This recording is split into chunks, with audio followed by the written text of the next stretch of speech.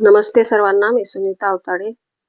बघा, आपण वर्कचा ब्लाउजचा गळा खूप छोटा असतो, तर आपल्याला तो मोठा कसा करायचा?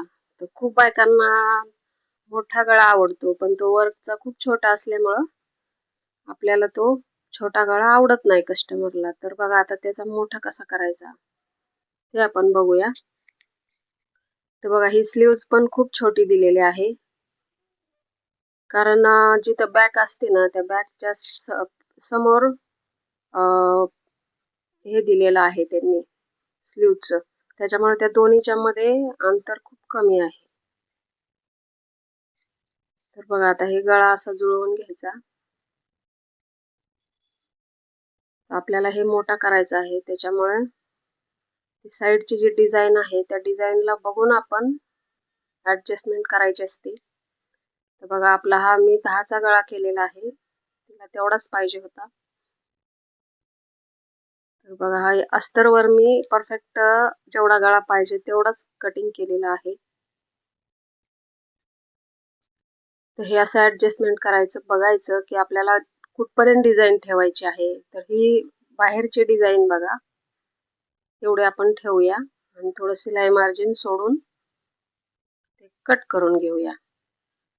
आपण त्याच्यावरती मार्किंग करूया, म्हणजे आपल्याला अस्तरच्या खालचं दिसत नाहीये, त्याच्यामुळं आपण ते वर्क कुठपर्यंत आहे हे दिसण्यासाठी आपण त्याची मार्किंग करू. हे बघा, चॉकला ते लगेच वेगळंच मार्किंग येतं चॉकचं. अशा प्रकारे हे जस्ट मार्किंग करून घ्यायचे आणि शिवताना आपण ते बरोबर शिलाई मारून कव्हर शिलाई करायची.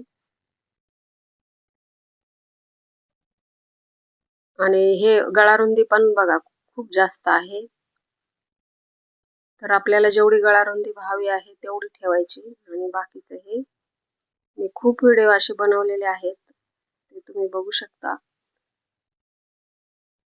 आणि बघा, आता हे बाहीचं इकडून बाही येते बरोबर, आणि बाहीची उंची तिची 10ची आहे, पण 10 उंची होत नाहीये त्याच्यामध्ये. तर बघा, 10 नाही, कमीत कमी 8 तरी व्हायला पाहिजे. ह्या हिशोबाने हे काय करायचं, जेवढी बाही आहे ना तेवढी ठेवायची. आणि इथे ही फिटिंगची बाजू आहे बघा, ही फिटिंगच्या बाजूला आपण जॉईंट द्यायचा, असं ठेवायचं, म्हणजे कमीत कमी 8 तरी येईल. आणि हे जेवढं बाहीला तिकडं ठेवायचं आणि इकडं कट करायचं. हे फिटिंग मध्ये जाणार आहे म्हणून तिथं जॉईंट देऊ शकतो आपण, असं बाहीला तर जॉईंट देऊ नाही शकत.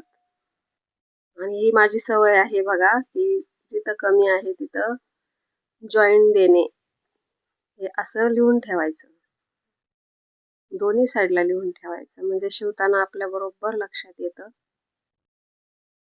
आणि ही खालची बाजू बघा, ही जेवढे थोडीशी अर्धा इंच जास्त ठेवून ही कट करायची बॅक साईड.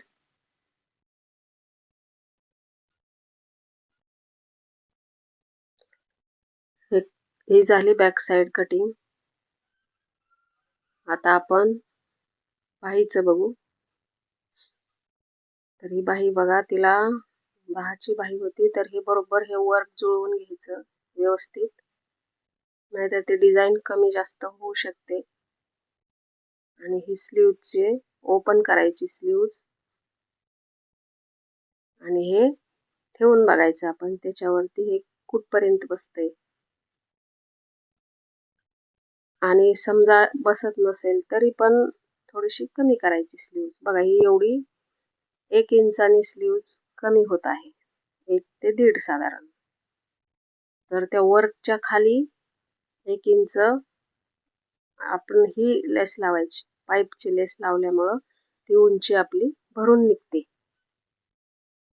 समजा आता 10 उंची आहे आणि आपण ही 9 जरी असली तरी ही पाईपची लेस लावल्यामुळं 9ची 10 होऊ शकते.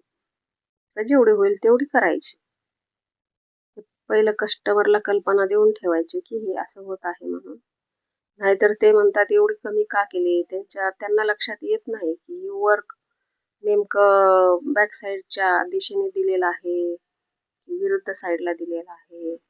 हेच जर बॅक साईडची डिझाईन जर त्या साईडला दिलेली असती तर आपण पाहिजे तेवढी उंची घेऊ शकलो असतो.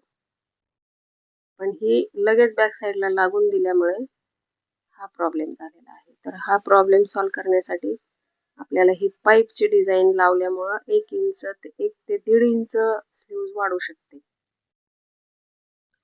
मग हे कट केल्यानंतर आपण ही बाही तयार करताना जेवढी होईल तेवढी करायची, जास्त टेन्शन नाही घ्यायचं.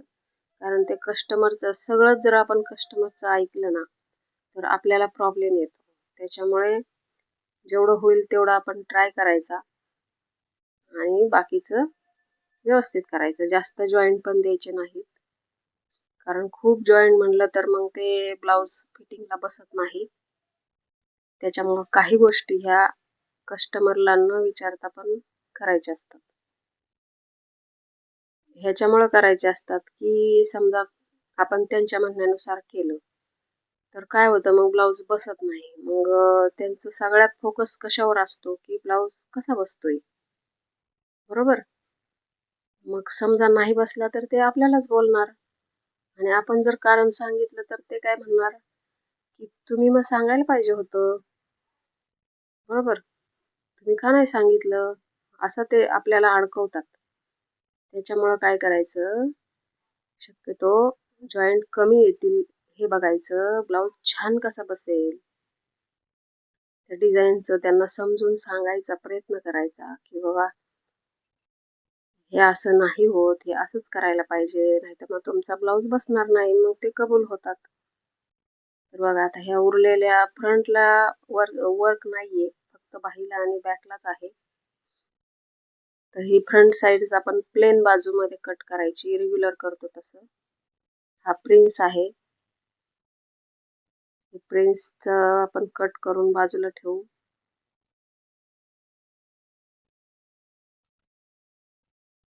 प्रिन्सच्या साईडचा पार्ट आहे, हा बरोबर सरळ कपड्यामध्येच घ्यायचा आणि इकडं बघा हे साईडला हे जी बॉर्डर दिलेली आहे ते एक्स्ट्रा दिलेली आहे वर्कच्या ब्लाउजला, पण त्या बॉर्डरचा काही उपयोगच झाला नाही. कारण कसं आहे, खाली पाईपचे डिझाईन लेस असल्यामुळे ते नाही लावू शकलो आपण. मग त्याचा यूज आपण वेगळ्या पद्धतीने करायचा, लटकन बनवायला किंवा नाही का डबल लटकन असे. मी तुम्हाला बनवताना लटकन बनवताना तो व्हिडिओ मी सेपरेट बनवते, शॉर्ट व्हिडिओ. हा मोठा व्हिडिओ आहे. तर बघा आपली आता ही शो पट्टी काढूया आपण. तर ही शो पट्टी थोडीशी 1 इंच जास्त घ्यायची सरळ बाजूला. कारण काय होतं, फिटिंग करताना खूप प्रॉब्लेम येतो. त्याच्यामुळे मी नेहमी काय करते, 1 इंच कपडा जास्त घेते. तुम्हाला मी शिवताना असे खूप व्हिडिओ दाखवलेले आहेत, तुम्ही माझे व्हिडिओ बघत जा. तुम्हाला जो डाऊट येईल ते माझे व्हिडिओ सर्च करून बघू शकता. तुम्हाला अजून कुठल्या म्हणजे कटिंगचं काही प्रॉब्लेम येत असेल वर्कच्या ब्लाऊजचा तर तुम्ही मला कमेंट करून नक्की सांगा, मी तुमचा प्रॉब्लेम सॉल्व्ह करते. बघा ही शो पट्टीचं 2 पार्ट केले. आता बघा हे पूर्ण उरलेलं आहे, एवढे काठ शक्यतो उरत नाहीत. आणि ही गळ्याच्या पुढच्या गळ्याच्या पट्ट्या काढलेल्या आहेत, कारण मागच्या गळ्याला आपण पलटी करणार आहोत. त्याच्यामुळे पुढच्या गळ्याला हात शिलाई ची पट्टी लावल्याशिवाय पर्यायच नाही. तर ही काठ आपण हे सिंगल करूया. आणि शिवताना काय होतं मग लक्षात येत नाही लटकन कसे बनवायचे. तर मग आपण हे आत्ताच थोडंसं कट करून ठेवूया. तर हे सगळे पार्ट झाले बघा.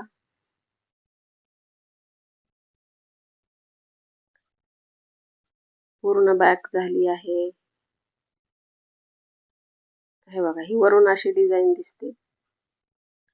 आणि जे शोल्डर जास्त आहे, वर्कच्या ब्लाऊजचं शोल्डर नेहमी जास्त देतात ते. तर आपल्याला आपलं जेवढं शोल्डर आहे तेवढंच घ्यायचं आहे.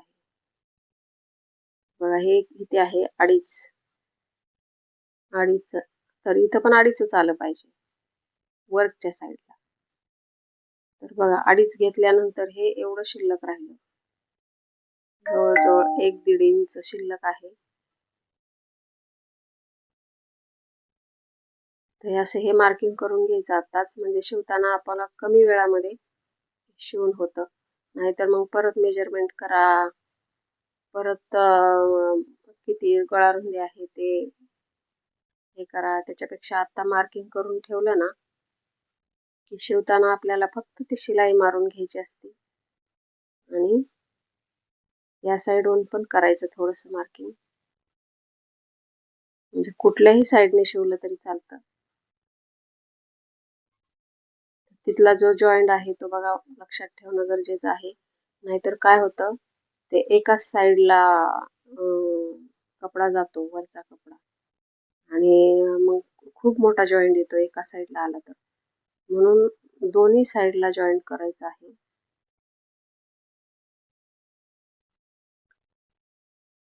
हे असं वरती ठेवायचं आणि आपण हे वर्कचं मार्किंग केलेलं बघा बरोबर येतं. तसं आपल्याला पाहिजे तेवढी गळा रुंदी आपण करू शकतो. थोडंसं जास्त झालं तर अजून थोडी शिलाई मारायची आणि ते परफेक्ट करून घ्यायचं. आणि थोडंसं हे वर्क कट होतंय तरी पण काय हरकत नाही. वर्कचं जो वरचा गळा आहे तो आपण दुसऱ्या ठिकाणी यूज करू शकतो. ह्या साईडला पण जॉईंट देणे असं लिहून ठेवायचं. ही माझी पद्धत आहे, तुम्ही तुमच्या पद्धतीने करू शकता.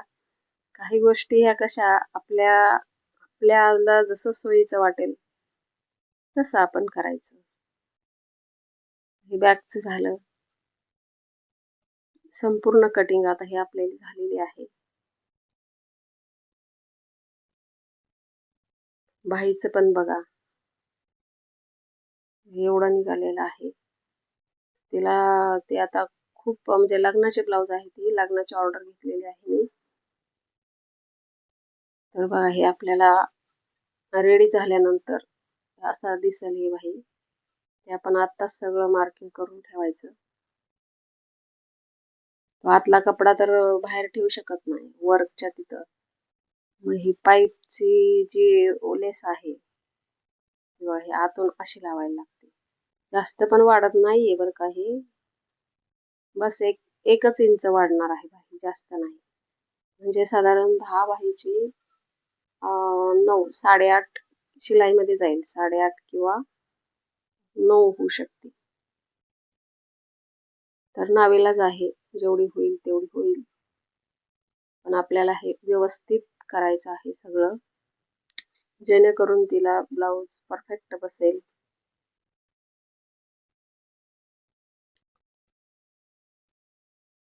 तर बघा हे असं दिसणार आहे. आपण म्हणजे इमॅजिन करायचं की ब्लाऊज शिवल्यानंतर हा असा दिसणार आहे. ही पाईपची लेस सुद्धा आपल्याला आपण ते दाब चेंज करून शिलाई देऊ शकतो किंवा हाताने पण लावू शकतो. हाताने जास्त लावलेलं सोयीस्कर राहतं, कारण काय होतं, मशीनची टीप जी असते ते म्हणजे सुई तुटण्याची भीती असते. एक जरी पाईप असा वरती आला ना शिलाई करताना तरी सुई तुटू शकते. तर बघा हे असं दिसणार आहे आपलं.